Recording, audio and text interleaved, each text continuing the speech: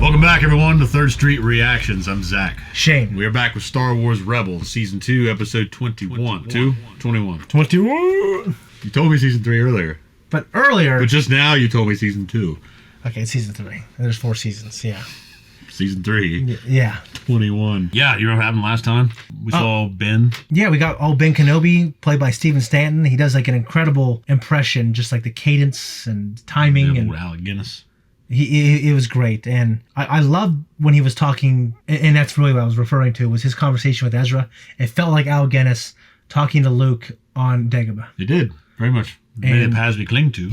Yeah. Been greatly on our own point of view. I can watch episode 4 sometime and go, oh, wow, he made contact with Ezra. And I can think of that Ezra that was in the Ahsoka show. Yeah, I mean, it's one thing it's always kind of, I wouldn't say hit and miss. It's not the right terminology. But it's always iffy for me is that when Star Wars tends to do this. This is a really, really big galaxy, but they always drag the same characters all together in the same room. They do. The Force connects all these important people. I mean, that's a good, sensible, and easy answer. Yeah. It's like nanomachines in Metal Gear Solid.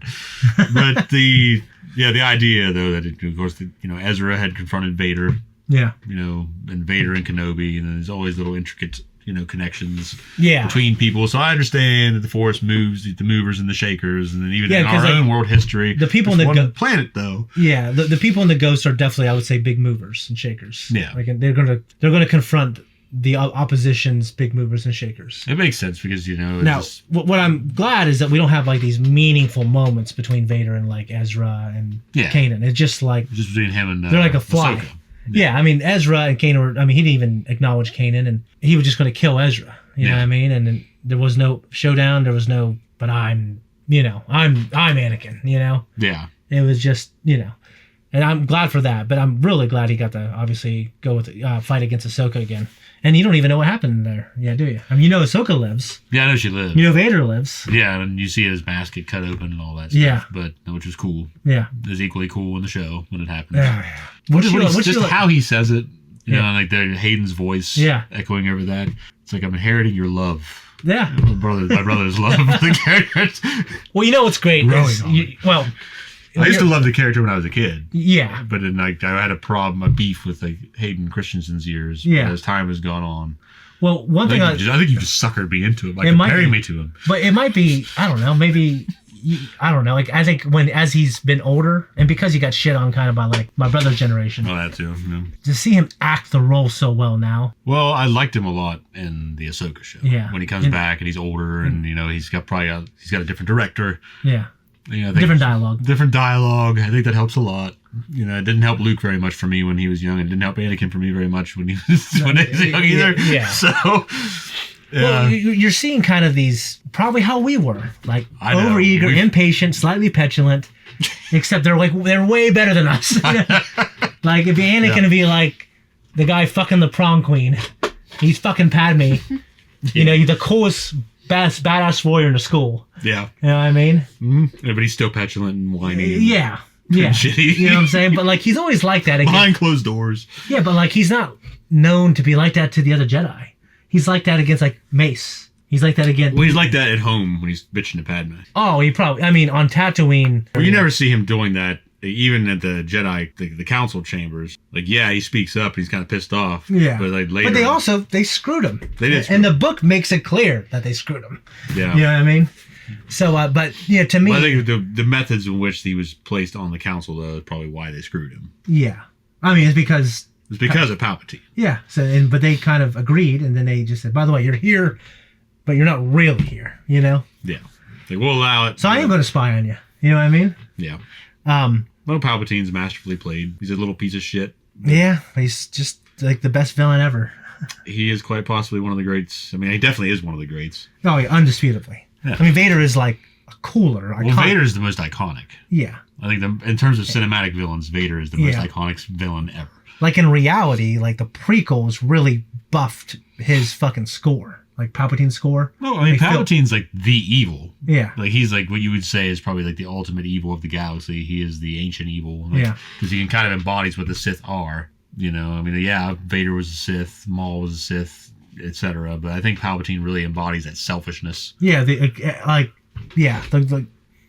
completely 100% agree. I mean, Dooku was kind of the least perfect Sith that we've seen in that small line of people. Yeah, because it was short lived, and it was kind Yeah. of more to him like a means to an end. Yeah, But he was used as opposed to making use of it. yeah. Maul was still very young. I mean, he was just literally like a young apprentice. Yeah. He was a perfect warrior. Mm. Okay. Vader, I mean, to have that high and that low of a fall and then to be in it that long, certainly he was about as close to as a perfect Sith at his worst, which is probably between episode. I mean, he's just an outstanding. I think Vader is larger than the Sith, though. Yeah. To me, I mean, he's like larger than the dichotomy of it. Yeah. I mean, he's Vader.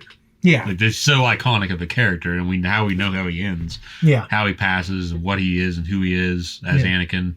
You know, and the redemption story. I mean, I think he's just kind of that larger than life thing. Whereas Palpatine, like if you looked up Sith in the dictionary, it'd be just him. It should be him. Just him. Yeah, he'd be the perfect example. Yeah, you can go back into the shit with Bane and all the old stories, but I feel like that is like the penultimate version. Yeah. You know, I was saying this earlier. Like, I don't know if it's me, or whoever's rubbing off on you, but your brother who lives close to us, he is at almost that perfect age. Yeah. Like, we were kind of getting too old for it when Revenge of the Sith came out, even though, we watched it and we liked it a lot. It's my favorite one, probably. But we're kind of getting out of that age. Yeah. When he was, he was a little young, but then he grew up in it. Yeah, he grew up in the prequel era. Yeah, and those were his movies. Yeah. Like we found the Star Wars movies relatively late. Yeah, we found them late, and then we got into prequels, and the prequels were kind of our movies, but we were like 11 when the first one came out. We weren't like 8. We weren't like 7. Yeah. You know what I mean? Yeah. So, anyways, this is a long pre-talk, but last episode was great. And we do talk a lot about, like, what would they do now if they knew they were going to have Disney Plus and they were going to have Disney and all this money. But I think Filoni did a bang-up job for what he knew and what he had. Sometimes it's good that things end before they get there, though. No, yeah. It's like Kojima when he's saying that he knew Liquid was going to be so popular he wouldn't have killed him off in Metal Gear Solid 1. But thankfully, we got Metal Gear Solid 4, and he was just one of the greatest things ever I've seen in my life. He's not in it, though. It's Ocelot. But I also loved Ocelot. We talk about this later. Yeah. Yeah, it's just microwaves. All right, bye-bye. Well, let's jump in. I really thought that was black and white for a second. Yeah. Hey. Governor Price, I bring urgent news. See him sitting up there? We know you're Those are like my favorite droids, you know mouse that? droids. Yeah, they're so cool. Oh, they have their own little service shaft. It's pretty cool. Is all this secrecy truly necessary? We still have a traitor in our midst, and what I'm about to say cannot fall into the rebels' hands. Those of the so-called Phoenix Squadron are about to launch a major military strike. They wouldn't dare. Oh, believe me, they would. Everything leading up I kind of want to read his book now. It's just like, the TIE Defender factory right here on Lothal. I have yet to uncover its precise location. A coordinated attack by multiple rebel cells is unprecedented. To wipe them out.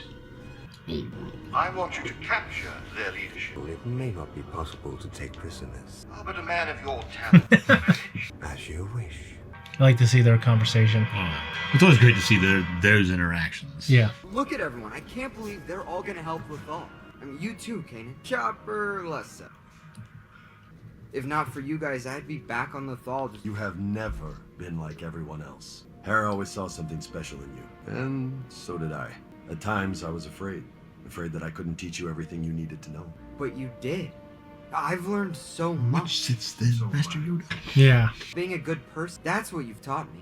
Like tinnitus in my ears is just ringing. Really? Yeah. General Dodonna's fleet has arrived. Dodonna. That's just a cool effect. Absolutely. Thank you, Commander Sato. That guy looks like we could find an actor that looks like him. His face? Yeah. So David Bradley. Wouldn't talk like him, though. This is Fulcrum with an urgent message. By the light of Lothal's moons. That is your code phrase, isn't it, Agent Cap? I'm afraid your rebel friends won't.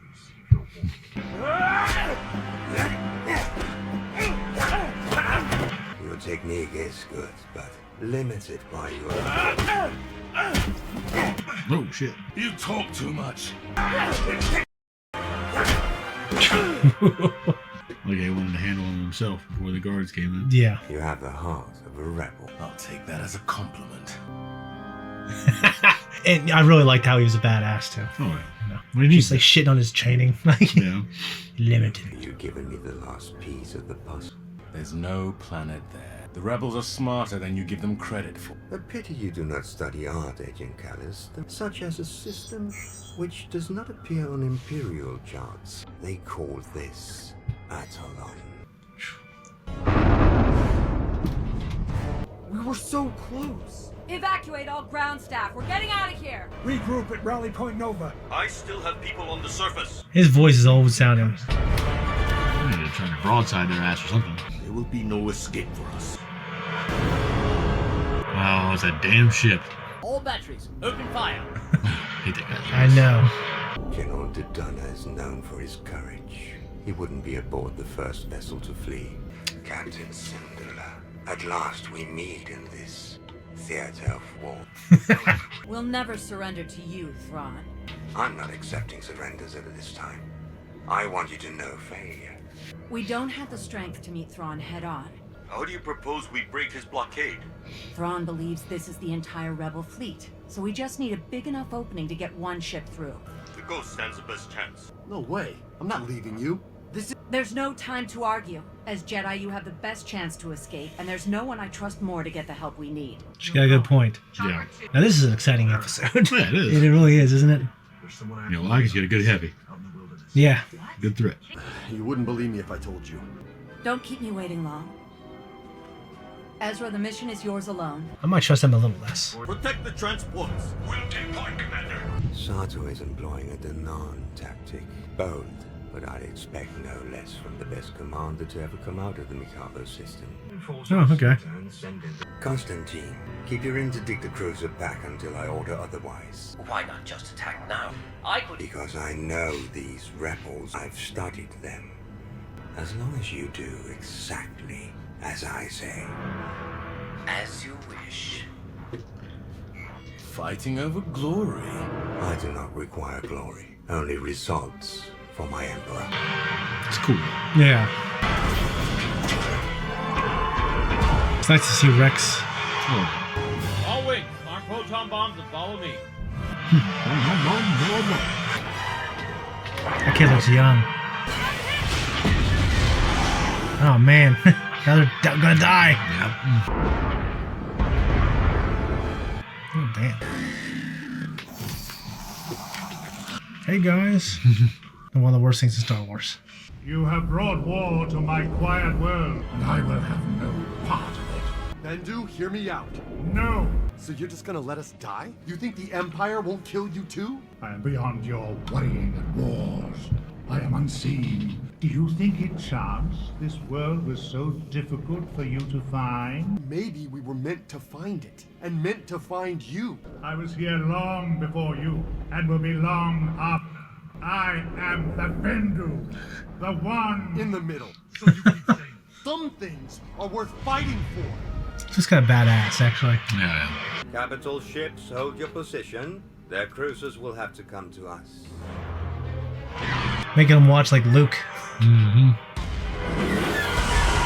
I know there's like routes, but I'll just go up and over. You know what I mean? God, I don't. Cool flash. Yeah. Silhouette. I think we're losing a lot of ships, man. It seems to be. Abandon ship and make for Atolon. We're staying. Very well. Man your stations. Sato's gonna die. Move to intercept. But sir, Admiral Thrawn ordered us to maintain our position. Move to intercept. You're fucking it up. I've had enough of your games, Grand. Dude. Prepare to engage gravity webs. If that fucker dies, he sucks forever. I know. I mean, there's only so much that Thrawn can do. Yeah. He comes he's not up in complete control. Yeah, I mean, the Emperor, who's probably 10 times better than Thrawn, even he couldn't foresee everything.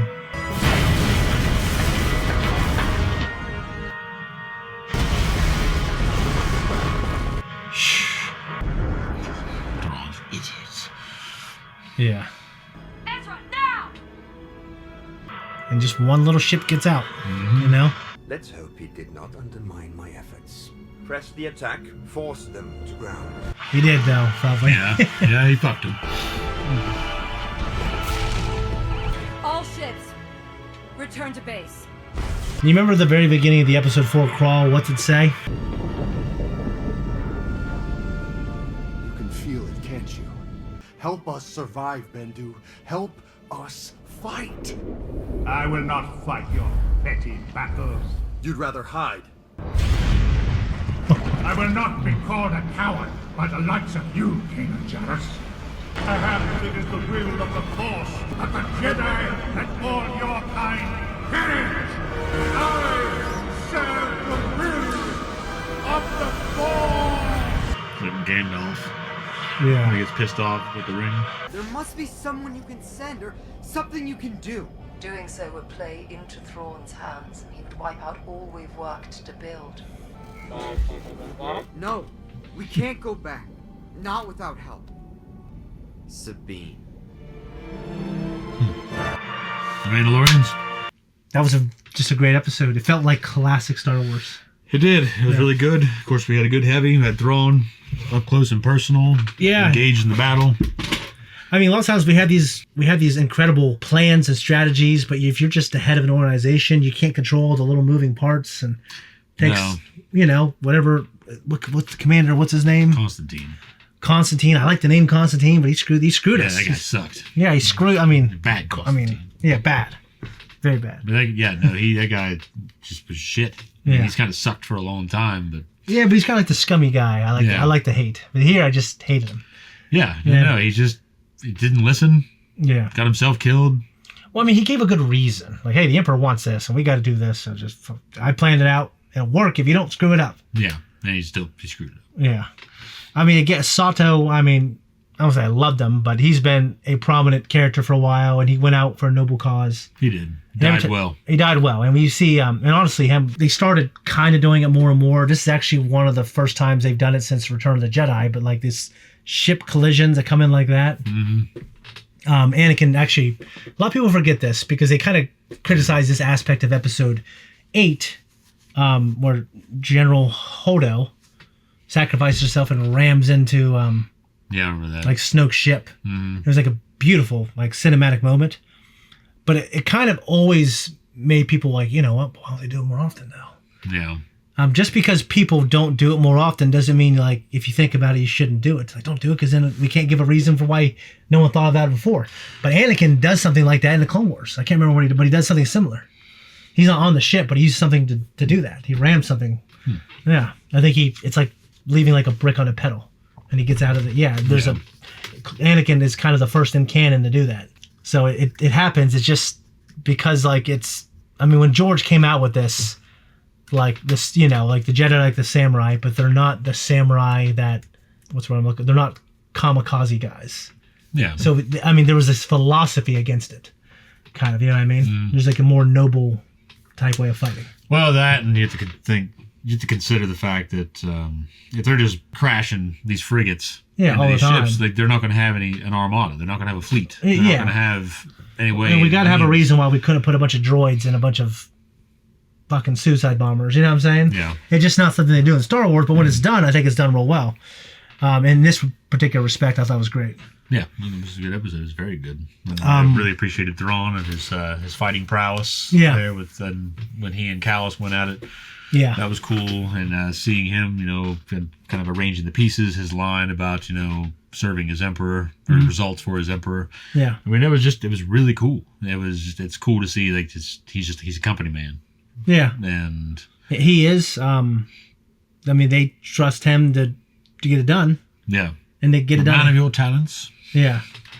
I actually did love Tarkin's moment. I'm sure it's a man of your talents can figure it out. Yeah. Like he knows he's kind of a hard ass when it comes to strategy. Yeah. You know what I mean? Yeah, it's really cool to see Tarkin, of course. Learn to love him more over the years as a villain. Yeah. I really have too. I think it might be that rubbing off on me. Yeah. But as when you watch movies, you get older, you do kind of recognize greatness. Like when you watch episode 4, like him. I get why like Al Guinness, like the other guys are just nobodies at that time. Yeah. Alec Guinness and Peter Cushing. and Peter Cushing, they kind of gave the movie credibility. Yeah. Like they were like these award-winning actors. Mm-hmm. Big British theater actors and everything else. And I liked it a lot here, and I also like his, like he talks about art and he talked about studying it. He did that when he was looking at Hera's the family Twi'lek thing. Mm-hmm. Well, it's great because they brought that over. That was his whole spiel. And they brought over to this, like, shtick, if you studied art, then you would know that. I mean, essentially, he was able to figure out the coordinates. Well, art and culture. He's always aware that there was a galaxy here. It's not on any maps. Yeah. So if you studied art, you would know that. Yeah. Because it's probably represented somewhere in art. Yeah. So it's really cool. He's like, they brought that over from the old EU. Yeah. How do you feel about how Bendu reacted to everything? Well, it's not like that trope. Well, no, I don't want to call it a trope, but it's like it makes sense for the story that this ageless thing. Well, I mean, it's something that has been done before. They're trying to get the middleman off of his fucking, off his stump and get into the fight, and he doesn't want to do it. But it's like if you were like you and like ants could talk, and there's ants everywhere, and they all had their problems, they had their wars. With these ants, like, would they convince you like, well, our cause is better? In like 1,000 years, you and them and everyone might not be here. I mean, the idea is that Bendu will always be there. It's his thing. Yeah. It's kind of like a Tom Bombadil hanging out here. Well, I imagine Filoni. And Tom's just like, I can't trouble myself with your problems. Like, the One Ring doesn't affect him at all. And he's just like, yeah, fuck it. But then, like, they talked about in the Council of Elrond giving him the ring. And Gandalf said no, because he'd probably lose it. Because he doesn't care about it. He would just like fucking. It's as a movie watcher that fucks with my perception of the movie so much. Like there's a character like that out there. It's so yeah. He's just kind of careless. I'm completely fine with it. And I know you didn't like love it, but I liked the character in Rings of Power. I thought it was interesting. I wasn't liking the angle that they were going with it. Like he's preparing the wizards and stuff. It's like, get out of here with that shit. Yeah. But I do appreciate the character in the book. Yeah. What he is and like what that represents in that world, and the fact that the One Ring and evil do not have full dominion over everything. Mm-hmm. It's a cool concept, and the concept of this. There's some things that are just unexplainable and untouchable. Yeah. Okay. I mean, I got nothing else really. I got one more episode left, I think, of this season. And how do you feel about this season so far compared to like the first two seasons? I think I like this one more. This has some good stuff. Two had Vader being so heavily featured in 2. I forgot about that. He did have like some of the best moments. I mean, I'd agree. I think overall, Vader's moments when you first see him on screen, it's just like that shows. It's always great. He always steals the show. Yeah. But I've been intrigued by Thrawn. Well, yes, presence. Yeah. I certainly think they've mostly delivered on like there's 3 books. I've read 1. I think because I know Timothy Zahn was pretty involved in like just. Maybe not the scenarios, but the dialogue. Yeah. Like Thrawn would say it this way, kind of thing. Well, it's cool, too, that we've only...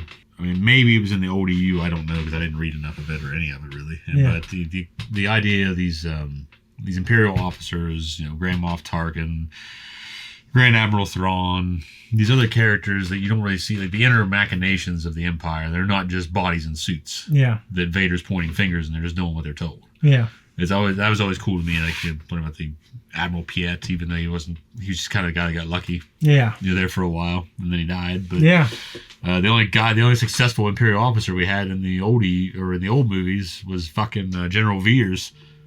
General Veers, prepare your men. Yeah, he's like the only guy you see come out of things like. Yeah, where he actually won. Yeah, I mean. Tarkin, we see him and he's great on screen, but the fucking Death Star is destroyed. They made a very bad miscalculation.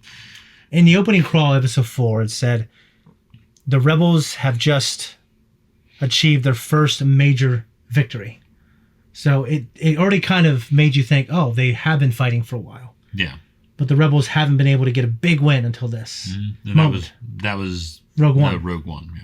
Yeah, I mean, they have they sometimes win little skirmishes, but like at that point they did the most harmful thing is they stole the plans for the Death Star. Yeah. Guys, hope you liked the reaction. Leave a comment down below. Also, check back next week or check us out on Patreon. Right now, we have early access. Bye-bye.